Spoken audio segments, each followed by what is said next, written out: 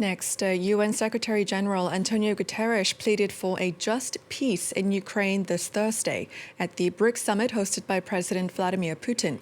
Speaking on the final day of the summit, Guterres also demanded the release of hostages and an end to Israel's wars in Gaza and Lebanon.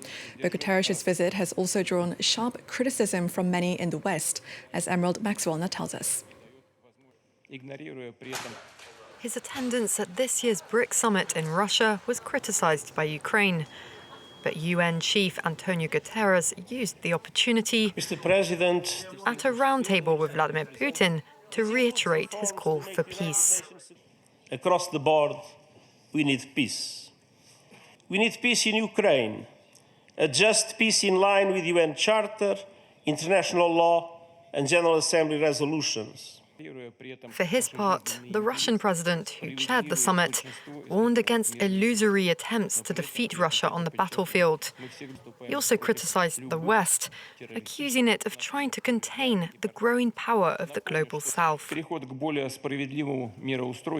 transition to a more just world order is not going smoothly. Its development is being slowed down by forces accustomed to thinking in terms of dominance over everything and everyone.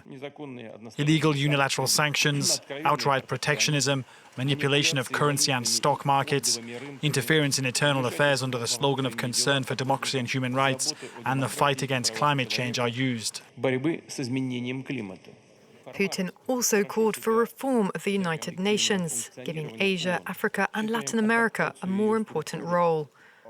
Moscow hopes the BRICS group, which now accounts for 45% of the world's population, will help forge a united front of emerging economies against the West. The new batch of members this year, including Egypt and Iran, showed signs of the group's growing weight. Although divisions and internal rivalries, particularly between China and India, remain. Well, for more, we're joined by Natia Seskuria, an associate fellow at the Royal United Services Institute, RUSI. Thank you so much for joining us on the program. As you heard in that report, Antonio Guterres has drawn sharp criticism for attending the summit. I'd like to get your thoughts first on the reason for his attendance. Thank you very much, first of all, for having me on your show.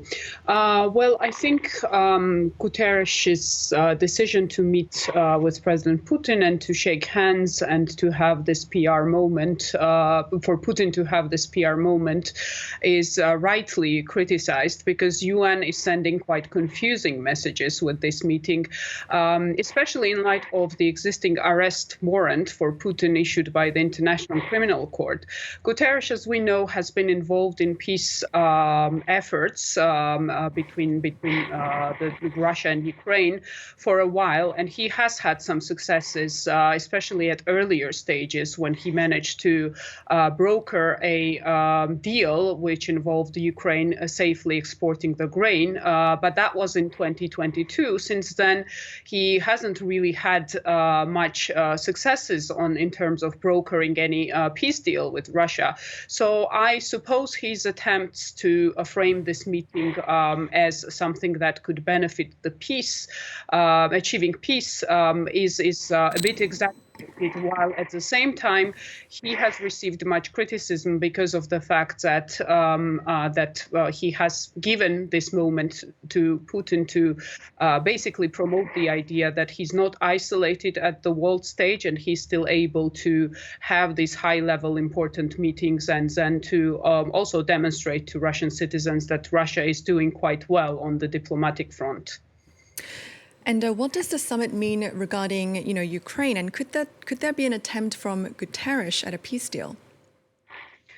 Well, this summit, first of all, I think has a great PR value for Russia. I don't think for Ukraine, in terms of any tangible results of brokering any kind of peace deal, it will have any sort of outputs.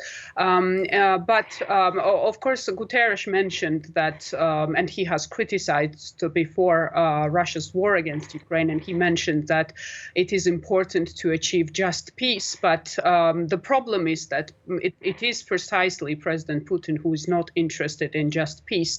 And we have seen that Ukraine was mentioned by BRICS leaders. They did raise this point, but it was quite at a superficial level. So in that sense, I don't really think that Ukraine there will be any sort of successes with regards to achieving brokering any deal with regards to achieving peace in Ukraine. And of course, Guterres and Putin are holding bilateral talks on the sidelines of this summit. We don't have any concrete information yet, but what do you think we can expect to come out of this meeting? Well, yes, it was mentioned that there will be a bilateral meeting that has very much angered the Ukrainian side. They mentioned that it's a wrong choice and this does not advance the cause of peace. And instead, it damages the UN's reputation. I don't think Ukraine would be the only issue that will be discussed at this meeting. But in any case, I don't think Guterres will have any sort of diplomatic victories out of this meeting, because I think Putin's messages were quite indicative that Russia is trying to send a message to the world that sanctions do not work, that Putin is not isolated on the geopolitical stage. And he was quite aggressive when he mentioned that his rhetoric was quite aggressive towards the West when he mentioned that there are efforts basically to weaken Russia and to achieve Russian defeat on the battlefield, which will not work. So you're saying that this is, a good PR move, obviously, for Vladimir Putin, and you said that the summit maybe perhaps is a way for Putin to show that Russia is not isolated on the world stage amid its ongoing aggression in Ukraine. Do you think that, he's succeeding in doing this? And how do you think the West, not just Ukraine, but its Western allies are perceiving the summit? To a certain extent, because we have seen that the city of Kazan has hosted leaders and representatives from 36 countries, and in terms of PR side of things, I think this was, as I mentioned, this was Putin's attempt to show the world and to ordinary Russians as well that he is not in isolation. Of course, we have seen criticisms from the Western side, and when it comes to the Western standing with regards to this summit and overall with regards to Russia's efforts to gain allies on especially when it comes to supporting its war effort in Ukraine, of course that is being criticized, and the West is pretty much united when it comes to this issue. But Putin has also mentioned, for example, that there are a number of countries that are interested in 30 countries, to be precise, that have expressed an desire to join BRICS. And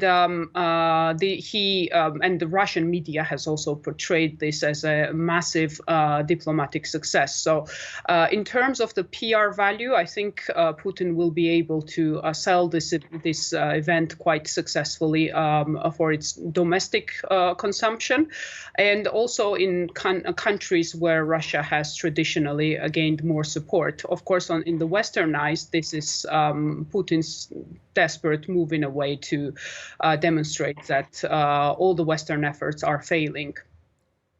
All right, Natia Seskuria from RUSI, thank you so much for your time and speaking to us on France 24 and for your analysis.